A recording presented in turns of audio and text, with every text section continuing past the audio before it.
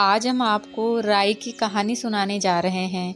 एक समय की बात है, एक गांव में एक ब्राह्मण रहता था। उसके राई नाम की एक लड़की थी। भगवान माली का वेश करके बैठ गए। बेटी ने कहा मैं बेल लेकर आऊं। तब माँ ने कहा ले आ।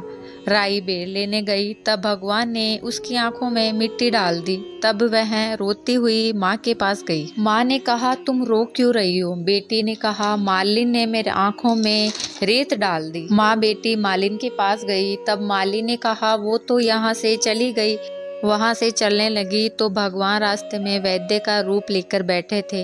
माँ ने वैद्य से कहा मेरी बेटी की आंखों से धूल निकाल दो। तब वैद्य ने कहा मैं तुम्हारी बेटी की आंखों से धूल तभी निकालूं जब तुम इसका विवाह मेरे साथ करवाओ। तब माँ ने बेटी का विवाह करने के लिए हाँ कर दी और दोनों माँ बेटी घर आ गए।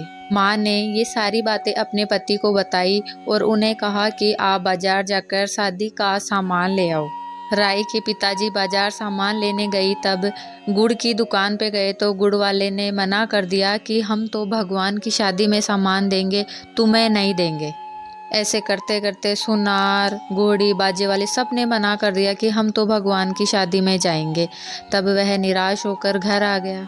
घर पर जब पड़ोसी को गीत गाने के लिए बुलाया गया तो वह भी पैसों के लालच के मारे गीत गाने से मना कर दिए। भगवान ने राई के घर पर काम करने के लिए पहले से ही राधा रुक्मण को भेज दिया था।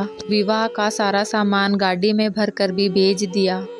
शाम को भगवान शालिग्राम के साथ में राई से विवाह करने के लिए खूब धूमधाम से बारात लेकर आए।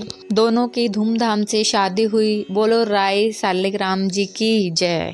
भगवान विवाह होने के बाद में राई के साथ अपने घर पहुँचे। बोलो राई शालिग्राम जी की जय।